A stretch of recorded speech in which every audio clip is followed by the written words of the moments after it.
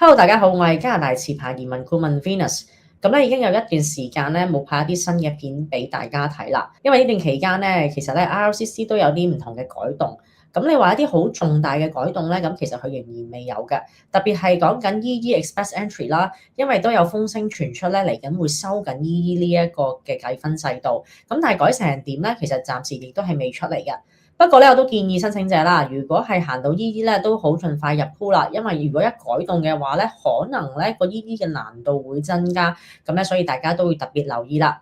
雖然咧聯邦政府咧冇乜特別移民嘅計劃咧係惠及到香港人啦，不過咧省政府嘅一啲省提名移民計劃咧其實都有好多改動，好多省咧其實咧已經係改緊佢哋嘅省提名嘅計劃啦，都有啲計劃咧都係煞停咗，所以咧省政府一啲移民嘅計劃嘅改動咧，大家都必須要留意。今日咧主要咧我都想講兩樣嘢啦，第一部分咧我都想講下安省省提名嘅移民計劃嘅 update 嘅，因為啱啱新鮮出爐咧幾日前咧其實已經改咗嗰個政策啦，同埋咧申請個方向同埋個流程咧，其實都已經出咗噶啦。咁點解我會揀安省咧？因為咧安省即係綜合咗咁多省份嚟講咧，其實香港人嘅數量咧都比Alberta 啦或者 BC 省係比較多，咁所以咧我都想講下安省呢個省提名計劃嘅一啲 update 嘅。加上咧好多申請者啦，如果有興趣申請安省移民計劃 OYMP 咧，佢哋咧都會好簡單話俾我聽佢係做咩工作同埋考咗幾多分英文，咁咧就會問我究竟佢有冇資格申請。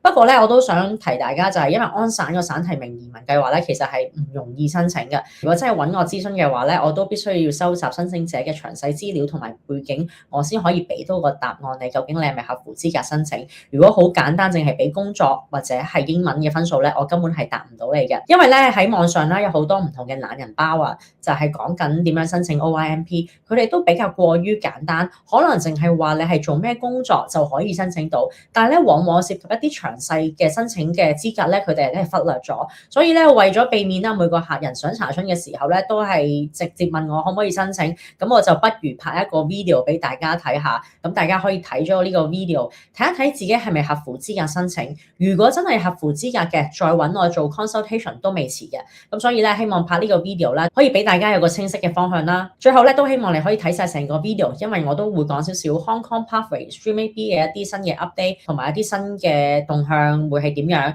希望有少少分析咧都可以同大家去分享嘅。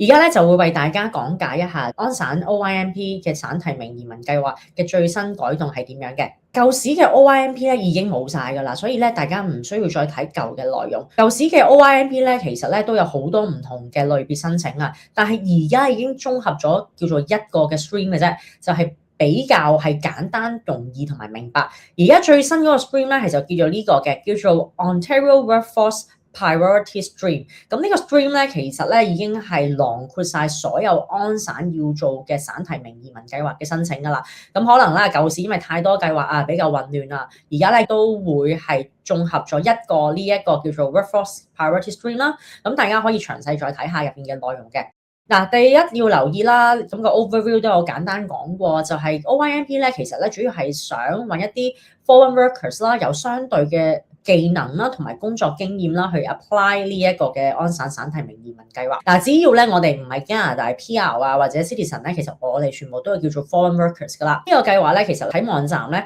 都有詳盡嘅解釋。嗱，如果大家都有睇過我以前嘅 video 啦，我都中意引用官方嘅英文原文，然之後去做一啲解釋嘅。我就唔係好中意睇一啲即係坊間做一啲廣告或者懶人包咧，就過於容易，咁就忽略咗入邊嘅真正嘅內容。咁所以咧睇呢一個嘅網站啦，就係最穩陣㗎啦。咁好啦，我哋去再睇翻呢一度就有個關於 Learn About the Program 啦。咁你 click 入去咧，就係有介紹呢個 stream 成個計劃嘅。咁咧都好詳盡啦嚇，有唔同嘅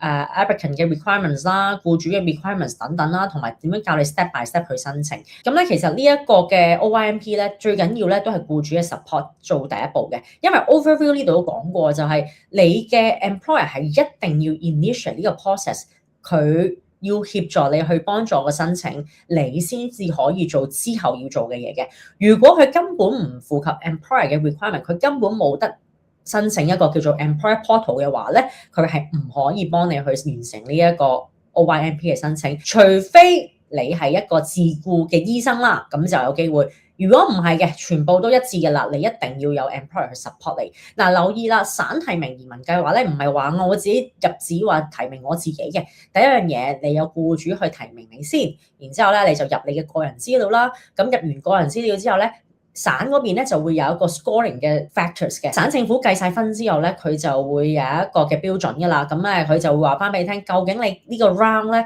會唔會攞到我省提名嘅信啦？然之後你就可以申請 PR。留意啦，記得省提名咧，我哋唔係直接拎 PR 嘅，記得攞 PR 咧係必須要經聯邦政府即係 IRCC 去申請嘅。意思即係話，首先第一步要有省願意提名你先。你攞咗佢個提名信之後咧，然之後再 apply PR 嘅，咁所以咧個 process 咧係會比較有少少複雜同埋漫長。嗱，如果你話真係要想直接拎 PR 又要快嘅話咧，係肯定係行 express entry 嘅啦，因為 express entry 咧係直接向 RCC 聯邦政府申請呢個 PR 嘅，意思即係話你只要入咗個 ED 嘅 pool 啦，然之後你嘅分數只要一達到嘅話咧，咁佢就會出 PR 嘅邀請信，你就可以直接申請 ED。但係記住，省係唔可以嘅。嗱，省提名咧其實都有計分制度，但係個計分制度係完全同 ED唔同嘅，會用翻省自己嘅計分方法啦，然之後咧俾咗個分數你之後咧，佢就會 compare 入邊嘅申請者，然之後再出省提名嘅邀請信，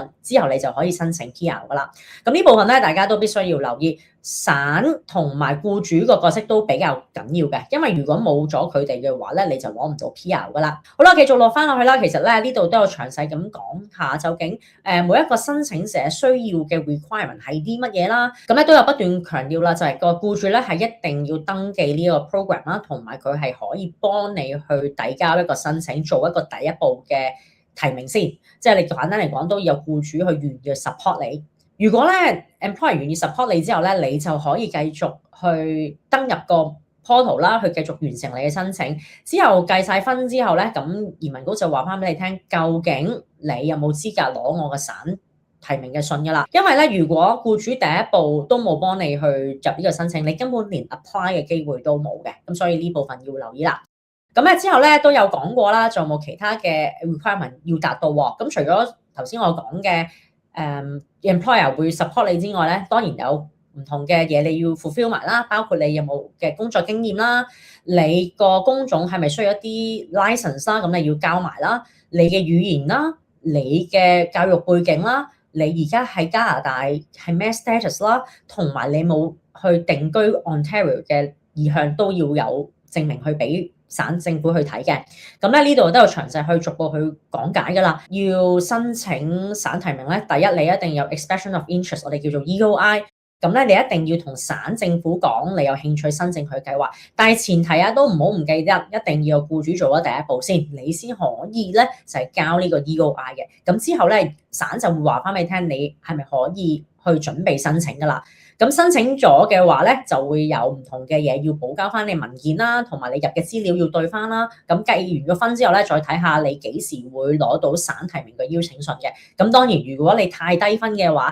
都有機會係攞唔到省提名嗰個邀請信㗎。咁呢部分要留意啦。咁我而家都想講下啦，留意嘅就係 work experience 個 part 啦。咁如果你 Ontario 做嘢嘅話咧，咁你必須要留意究竟你工種嘅要求啦，係需要幾多嘅 working experience 啦，同埋你可能一啲英文啊，或者係教程度你都要吻合嘅。咁呢都有講嘅。如果你嘅 job offer 咧係 under tier category 0123嘅話咧，咁佢都有話嘅，你就係有 one of the following 就得㗎啦。咁都要睇翻你自己背景啦。咁第一樣嘢，你要喺過往嘅1年裏邊啦，要有連續6個月嘅 full time 工作經驗。咁呢度都有清楚咁講到嘅。嗱，呢度嘅字眼咧係冇寫 part time 嘅，咁所以咧就係指一係 full time 嘅 work experience 啫。好啦，第二部分，如果你係近排喺 Ontario graduate 嘅，即係你啱啱畢業嘅話咧，你只要喺過往1年裏邊有3個月嘅連續 full time 工作經驗就得㗎啦。嗱，記住啊嚇 full time 嘅定義咧，呢度都有後面都有講到嘅，陣間可以詳細再講。記得喺讀書期間嘅 working experience 係唔 count 嘅，咁呢個要留意啦。咁同埋咩係 recent Ontario graduate 咧，咁我下邊咧佢都有再解釋嘅，咁我再同大家講下究竟你係咪即係叫做 recent 嘅 Ontario graduate 啦。咁當然啦，另外一 part 咧就係如果你有一啲真係技術性嘅工種啦，佢有講明係 log code 係幾多嘅，咁呢啲咧都係可能係一啲比較醫療相關嘅行業。喺你過往嗰5年裏邊咧，你有累積2年嘅 full time 工作經驗啦就得㗎啦。嗱，佢呢度唔同其他嘅，佢呢度都有話係如果係你有相對嘅 pay part time 嘅 work experience 都可以嘅。嗱，唔同之前呢兩部分啦嚇，咁所以咧，如果你要計 part time 嘅話咧，你要睇下你嘅 employment 嘅 position 係唔係呢啲 not code 啦，咁咧你先可以用 part time 嘅工作經驗，咁同埋咧係要需要 count 就係你過往5年之後2年嘅累積嘅工作經驗就得㗎啦。咁咧另外都有睇啦，呢度咧都有講過話你做嘅工作需唔需要一個 license 嘅，咁如果你需要嘅話咧，你都要交埋，咁你先可以吻合翻你嘅 working experience 嘅。呢度就詳細再解釋嘅，究竟6個月嘅連續工作經驗係點樣咧？咁呢度可以大家可以再慢慢睇啦。嗱，咁呢度都有講嘅 full time 嘅 work experience 咧，點樣為之 full time 咧？就係你一個禮拜至少要翻30個鐘，就係叫做 full time 噶啦。咁所以大家要留意啦，呢個係全部嘅 count 咧都係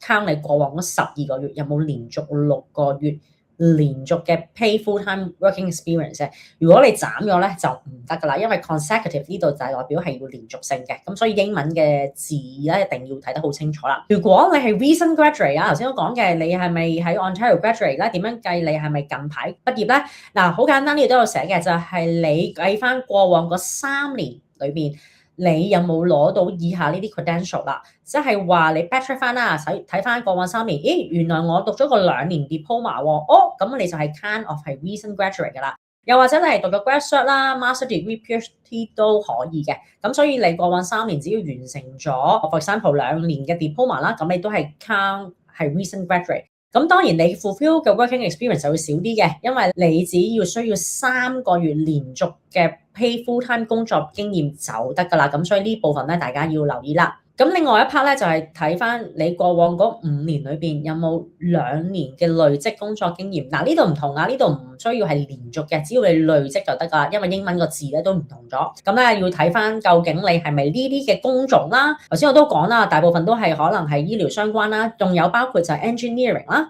一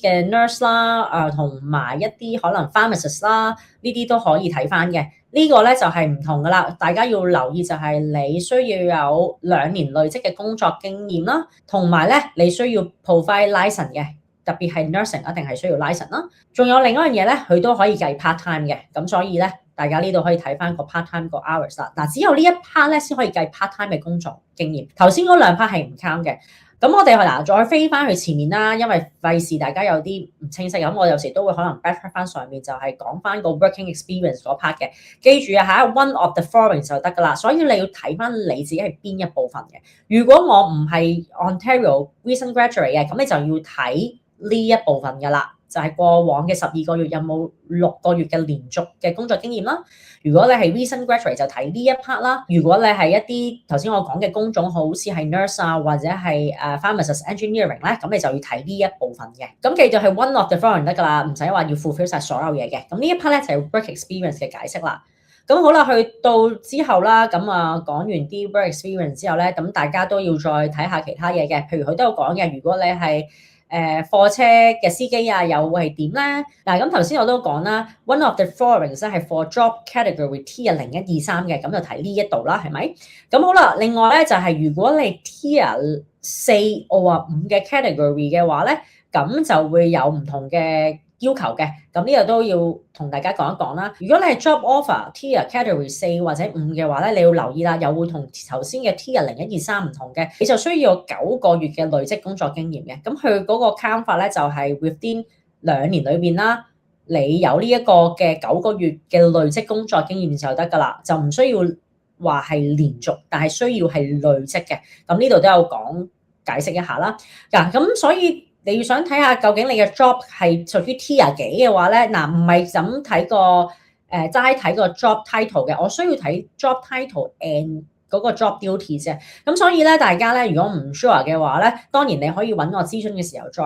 睇一睇啦。如果唔係咧，其實 RCC 咧都有得 check 究竟你嘅工作係邊個屬於 category 嘅，咁同埋咧都有分得好清楚。咁呢一部分咧可以喺諮詢嘅階段咧再同我去夾都冇問題嘅。所以咧，單唔係話淨係話你做份俾個工作名，我就可以答你係咪可以申請，因為入邊涉及嘅內容都真係好多嘅。好好啦，咁呢個工作經驗都講晒啦，Tier 0、1、2、3、4、5其實都囊括晒㗎啦。咁所以睇翻你係嘅工種類別，再睇翻你係咪相對嘅 work experience 啦，咁就知道自己係咪合乎資格嘅申請㗎啦。之後咧，佢都有教你點樣去 calculate 嘅 work experience 啦，譬如話累積工作經驗係點樣啦，咁你呢度可以睇嘅。咁另外咧，如果你係 regular sick leave 啊，或者可能係有薪假期嗰啲咧，其實都唔 count 嘅，即係唔 count 你係咪即係斷咗咁解嘅，因為你都係仲係嗰個 full time employment，咁所以係 OK 嘅。好啦，之後就係有講啦，如果你係需要一啲 license 咧，咁我都有講嘅，如果你嘅工作係需要 license 嘅話咧，你先至可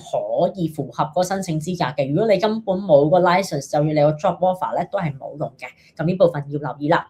好啦 fulfill 完工作經驗就係唔可以忽視嘅，就係語言嘅要求啦。咁語言嘅要求都有講嘅，佢都會話啦，如果你係邊個 tier 嘅 category 嘅工種嘅話咧，你就俾翻相對嘅英文程度俾省政府去睇嘅。嗱，咁佢都講啦，如果你係 tier 0、1、2、3嘅category 嘅話咧，佢都會話你有相對嘅英文要求嘅。好啦，第一部分啦，佢都有話嘅就係如果你唔係呢啲以下嘅 skill trade 嘅工種嘅話咧，即係呢一紮啦 skill trade 嘅 occupation 嘅話咧，你係需要有 CLB6喺4部分都要嘅，聽寫讀講都要嘅。咁如果你係呢啲嘅工種嘅話咧，睇翻你個工種嘅類別啦，你係需要有 CLB 至少有5嘅。不過如果你喺過往嗰3年有喺 Ontario 讀書，有攞到呢啲嘅相對資格嘅話咧，你就可以豁免英文嗰一 part 噶啦。咁咧佢都有寫嘅，如果你已經係攞咗呢啲 credential 咧，就唔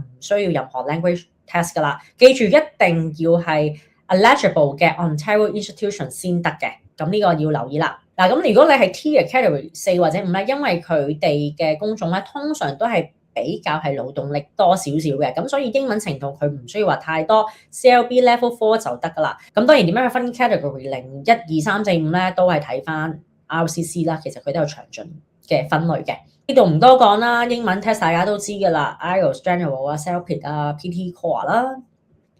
咁啊 French 因為都唔係太多人會用到嘅，咁啊 French 可以 skip 啦。好啦，同樣 education 都需要嘅，唔係淨係話啊你有個 job offer 考英文就得嘅，你要配合翻究竟你攞咗呢個 tier category 0、1、2、3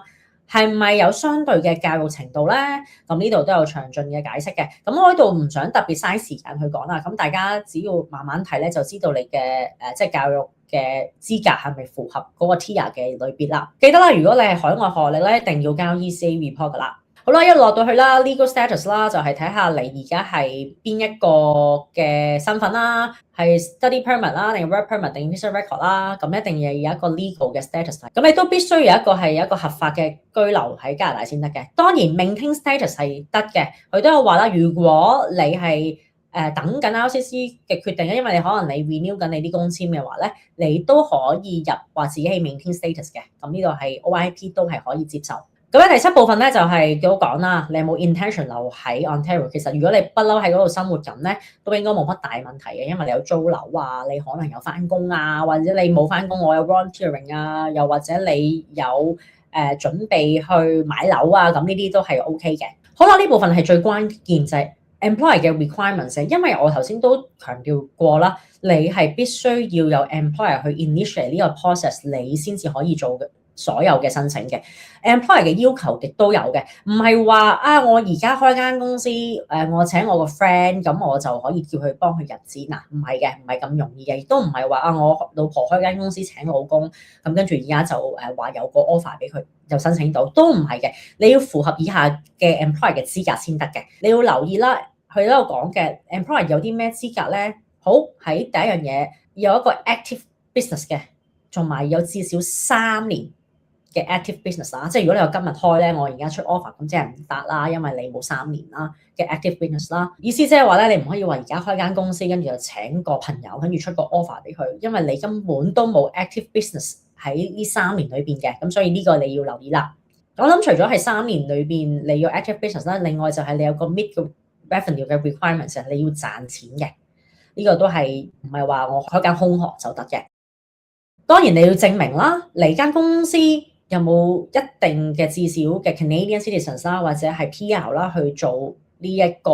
嘅公司啦，所以唔係話老公老婆開間公司跟住請個 friend， 咁大家如果唔係 Canadian， 其實就係即係都達唔到呢個要求噶啦。咁我想帶出就係唔係話就咁容易開間公司請下邊個就可以話幫你 support， 咁所以呢個係有難度嘅。咁呢個咧就大家可以真係睇一睇究竟僱主係咪符合呢啲資格先，然之後你先好同僱主講究竟，你係咪可以幫我開個 employer 嘅 portal， 然之後佢自己去做所有嘅申請咧。嗱，記住 employer portal 唔係你去做嘅，係全部係 employer 處理嘅。如果佢唔識嘅，佢可以 hire 一啲 representative 啦，又或者可能佢 HR 裏邊佢係持牌嘅，佢哋都可以幫佢做嘅。但係如果係揾我做嘅 client 嘅話，如果我幫咗你嘅話咧，我就唔會特別幫 employer 噶啦，因為其實係有少少 conflict of interest 嘅，即係我自己就會穩陣啲啦。如果我係代表得個客嘅話咧，咁 employer 嗰邊咧就需要佢哋自己去揾翻人去幫手啦，或者你做個中間人去協調啦，或者點樣啦，你都要俾 employer 去知道咧，佢哋幫你去做第一步，咁你先可以做之後嘅 PNP 申請嘅。跟住咧呢度都有講啦，大概係講個點樣 step 咧去 apply 嘅。頭先都講過第一樣嘢咧，都係要我所有嘢都係由 employer 去 initiate 嘅。employer 幫唔到手嘅話，你冇嘢可以做到。跟住你就可以頭先我講啦，去 register 個 EOI 啦 ，expression of interest 啦。咁之後咧，如果你 invited 嘅話咧，你就要喺某段時間裏邊就做呢啲嘢㗎啦。譬如 for example 啊 ，employer 有佢嘅 deadline 嘅，你有你自己嘅 deadline， 可以留意呢啲啦，14個 calendar days 啦，17日嘅 calendar days 啦，咁呢啲要留意嘅，因為呢啲咧嗰個 time 嗰個 period 咧要捉得好緊嘅，因為如果你過咗咧，就可能要由頭再申請過噶啦。咁呢度自己睇翻就得噶啦，唔再多講。如果你係醫生又唔同啦，因為 self-employer 淨係可以係醫生嗰個類別，咁我哋都唔多講，因為個 demand 唔係太高。咁加上醫生好多都可能已經好識得點樣去做呢樣嘢，咁我亦都唔嘥時間去講啦。咁喺度都係講緊醫生嗰方面。好啦，咁另外都有講嘅，就頭先我都提過少少，就係個 scoring factors 嘅，就係你可能攞咗個入咗 EOI 之後啦，咁你要入自己嘅資料，然之後就有唔同嘅分數去計。記住呢一個分數係省自己出嘅計分表，同醫係完全唔同嘅。佢會睇翻究竟省究竟我需要啲咩人，而可能有啲部分你係咩資格可能會高分啲嘅。咁呢一個都有講嘅，譬如有講啦，如果你係 job tier 係幾多嘅，你有幾多分啦？咁呢都有講嘅。如果你嘅 code 係可能係 tier 01、2、3，你有分嘅9同6分啦。但係如果你4、5咧就冇分嘅，即係話你可能達到基本個門檻，但係你分數唔高，同 EE 個原理有少少同嘅。即係 EE 咧，你入場個門檻其實係唔高嘅，你可以入去做個申請。但係究竟你喺個 pool 裏邊抽唔抽得中你咧，就要睇下你有幾多分啦。咁個 concept 有啲似省政府一樣，佢俾你有最低嘅門檻去入咗嚟先，咁但係你有幾多分咧，就要再大家去比較高下啦。咁你都有講啦，如果你 NOC 係屬於咩 tier， 你係屬於邊個 category， 個分數亦都會唔同。咁呢個亦都可以喺 assessment 嘅時候再同大家去計下個分啦。人工方面，如果你高薪啲嘅就會多啲分，如果你人工唔高嘅，可能分分鐘冇分都有嘅。咁當然啦，之後就係 experience 啦，你越多 experience，一定係會越高分啦。咁跟住亦都有講嘅，你嘅 earning history 啊，你而家喺加拿大咩 status 都有分啦。education 一樣啦，越高學歷嘅就一定會係多啲分噶啦。你有冇喺加拿大讀過書啊？你有幾多個加拿大嘅學歷啊？又有唔同嘅分啦。語言一樣，頭先我講雖然最低門檻話 X4 分又有5分又有6分又有，咁但係如果你係考咗嘅，同樣會有一個分數俾到你嘅。最高 CLB 9已經有15分，好高分嘅啦。咁所以啦，有啲人話：喂，我雖然我喺 Ontario 讀書，我 fail 英文啫，咁但係咧你剔咗係冇壞嘅，因為都有幫助喺個 scoring factors 裏邊會有分加嘅。跟住又一講啦，如果你係咪去啲好偏遠嘅地區啦，分數亦都會多啲。因為講真啊，如果你係喺 Sydney Toronto 嘅，咁可能個分數就係冇添啊。但係如果你話去遠啲嘅 Northern 啊或者 Eastern 咧，咁亦都會有分數啦。佢都有講到就係 Northern 嘅 Ontario 係咩地區啦 ，Eastern 係啲咩？咁大家都可以睇翻自己住嘅區喺邊度啦，就睇下自己有冇分。咁咧頭先都有講啦，如果你 Toronto City 就冇分啦，但係如果你睇翻自己嘅區域，如果你係想睇下我係咪 GDK 嘅，咁你睇翻你自己係咪邊呢幾個區域啦，咁都叫做有少少分嘅，都係有叫做5分啦。如果唔係咧，就大部分咧都應該可能係冇分拎噶啦，因為香港人都真係比較中意住喺 City of Toronto，咁可以睇一睇啦。如果係嘅話，就真係呢度就冇分加噶啦。嗱，咁之後咧都有講啦，頭先有提過， recent graduate 嘅，你係喺邊度讀書嘅，係咪 eligible 嘅 Ontario 嘅 institutions 咧？睇翻你自己有冇揾到自己學校名咯。咁你就可以睇下究竟你係咪需要究竟係3個月嘅工作經驗啦，定係6個月嘅工作經驗啦？嗱，記住嗰個係 basic 門檻嚟嘅，因為如果你工作經驗係好少嘅話，分分鐘個 scoring factors 係冇分嘅。但係你入到最基本嘅門檻嘅啫，但係你分數咁低嘅話咧，都可能省提名唔會抽中你嘅。咁呢度可以詳細再睇下啦。咁啊，仲有 eligible 嘅 Canadian institution 啦，係咪喺加拿大有學歷嘅話咧？佢都會有分加嘅，咁呢啲就係一啲 eligible 嘅 Canadian institutions 啦。咁睇下你係咪喺呢度畢過業嘅話咧，咁你都會睇翻你有幾多個 degree 啦，或者有幾多個 diploma 啦，咁可能有分數嘅增加嘅。咁呢度可以睇翻啦。咁啊，都列晒所有嘅學院嘅名稱喺度噶啦。去到之後啦，都有講簡單就係，如果你 nominate 啊，我真係派個省嘅提名邀請信俾你嘅話咧，呢個都有講嘅。如果你已經 nominate 啦，就係即係省願意出一個提名信俾你啦，你就之後要做完成就係申請 PR 嘅 process 嘅，你可以 full express entry 啦，或者可以 full non-EE 都得嘅。咁當然睇翻你有冇資格去申請啦。咁呢度我亦都唔多講啦。咁因為收到嗰個邀請信之後咧，咁你要有30日裏邊去決定啦。咁之後咧，你入咗去個 EE pool 之後咧，你有60日嘅時間去申請嘅。咁所以大家要記得把握個時間㗎啦。嗱，有留意幾樣嘢啦。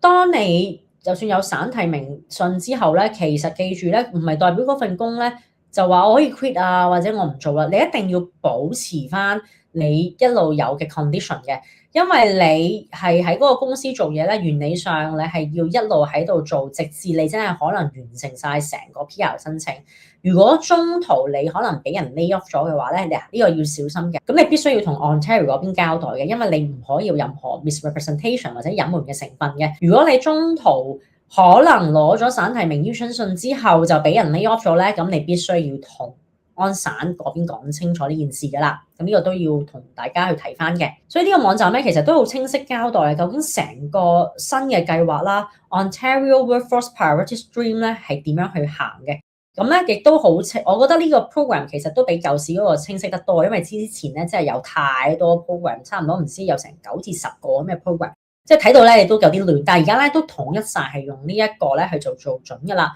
咁所以大家都一定要留意，我點解不斷強調啦，行 OIMP 第一步一定係僱主個 job offer， 即係除非你係 self-employed 嘅醫生啦，如果唔係嘅話，你根本咧連最 basic 入去申請都申請唔到。咁另外咧要留意啦，頭先我講嘅 applicant 嘅 requirements 啦，包括由呢度開始啦，你有啲咩資格？嗱，呢啲係最低嘅入門檻嚟嘅啫，唔代表你入得場就省一定要提名你。省點樣去提名你咧？就記得要留意翻頭先我一紮咧講嗰個分數要求啊 ，scoring factors 嗰邊啊，咁呢度都有講清楚嘅，就係點樣去計分，點樣去知道你有幾多分，就要去拉翻去 scoring factors 呢一部分去慢慢去睇啦。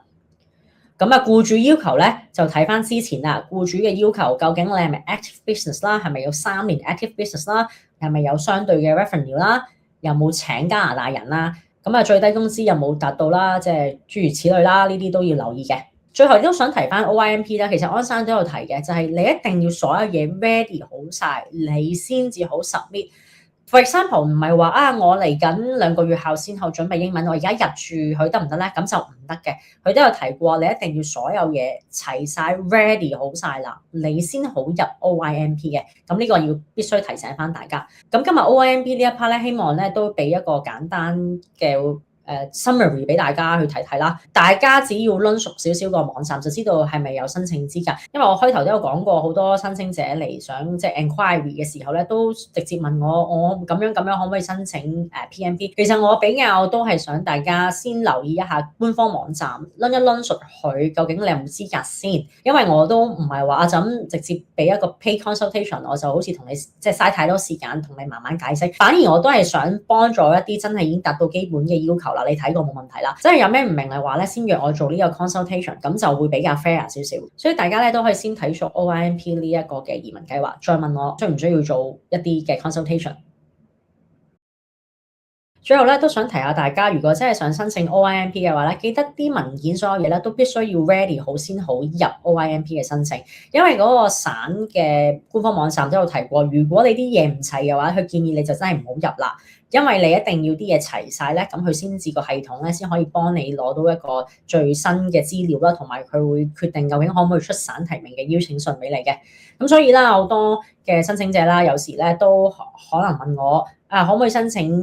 省提名移民計劃？咁我都會同佢講就係先去官方網站睇一睇究竟一啲嘅資格係咪達到先啦。咁之後如果你唔係好 sure 嘅，可以約我做個 consultation，我會幫你再計下分，究竟你又而家攞到幾多分啦。留意，因為呢個 OIMP 咧始終都係新啊，我哋冇 past record 去知道而家抽緊幾多分。不過亦都相信未來咧，其實會有更多嘅 reference 去知道究竟 OIMP 而家係抽緊幾多分，先至可以發出呢個省提名嘅邀請信。因為而家嘅新 program 下咧，我哋都係大家都係一齊去 learn 緊呢個 system 啦，咁同埋點樣去知道究竟省係要啲乜嘢啦。咁希望日後咧，亦都係多啲資料或者多啲嘅 past record 之後咧，我哋會知道嚟緊個趨勢係點樣。不過咧都順帶一提啦，都知道個分數未必話會好低，因為始終 Ontario 咧都係比較受歡迎，亦都唔敢講話會唔會特別容易。咁呢個要留意嘅。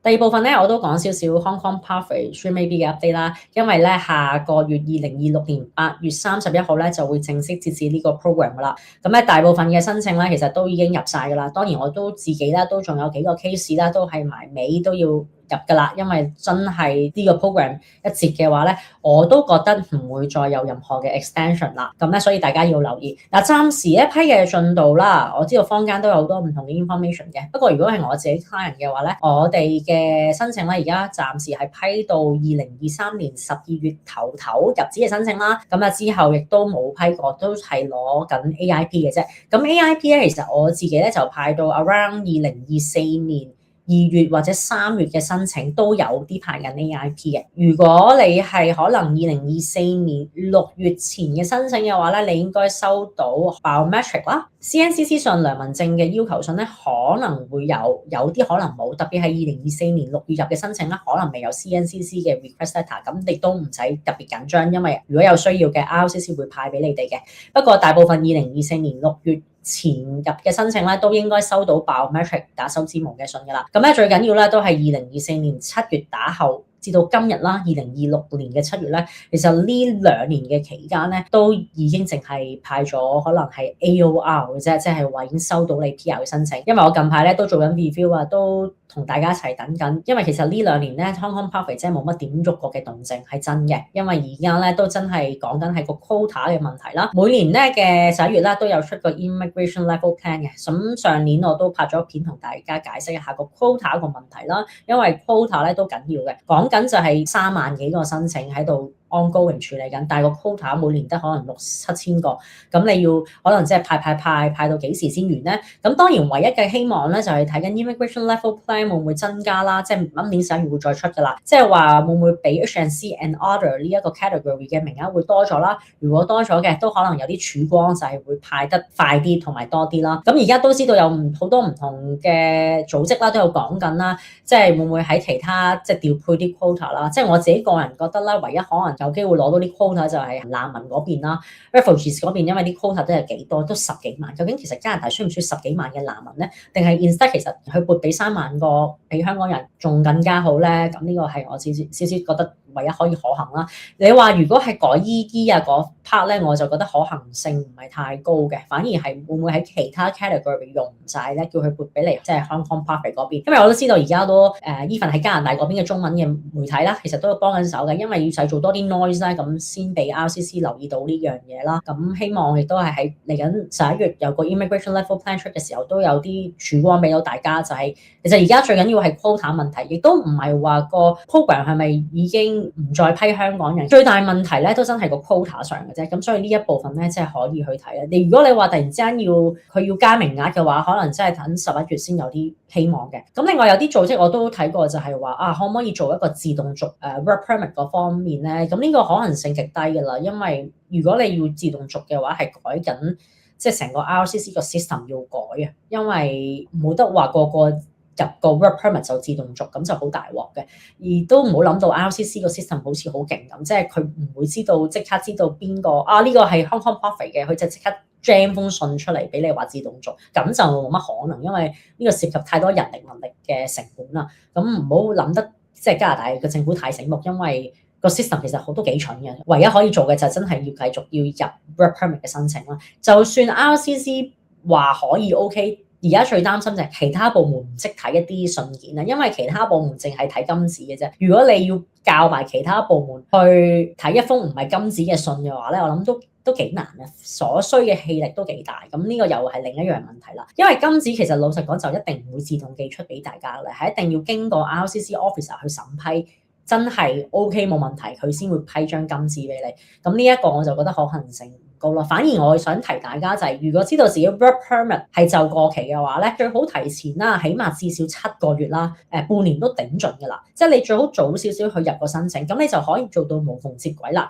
因為而家最大嘅問題咧就係有啲嘅機構咧係一定要睇金紙嘅，就算你 maintain status 緊咧，佢都唔睇嘅。咁我會覺得，如果你有張金紙喺手可以駁到嘅話咧，咁咪快啲去續你需要續嘅嘢啦，因為可能你要申請銀行卡啊，續嗰啲任何醫保啊、車保咧都需要金紙嘅。咁我會覺得提早少少去做定個 preparation， 早啲入咗個申請先，咁就大家都安心啦。特別係有啲小朋友讀書嘅問題啦，咁呢樣嘢咧都大家要留意嘅。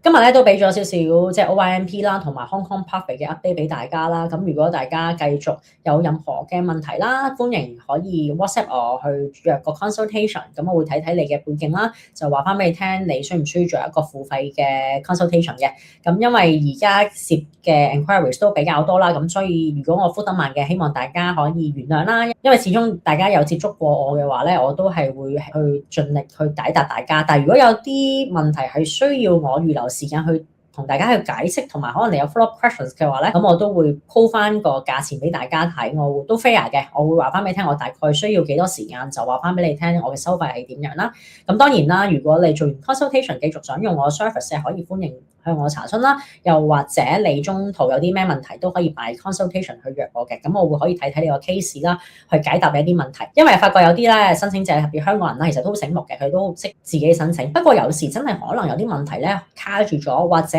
可能之前第一次做申請填錯嘢，而家想補救，咁呢一個咧都可能需要我去幫助大家去教下大家點樣去寫解釋信啦，又或者係點樣去完成個申請。咁今日個 video 咧都希望可以幫助到大家啦，亦都希望祝大家咧繼續身體健康、生活愉快嘅。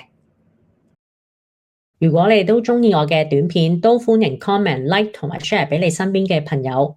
當然記得要訂閱我嘅 channel 啦。如果你哋都有其他移民或者簽證嘅問題，都歡迎 email 或者 WhatsApp我都會盡量解答嘅。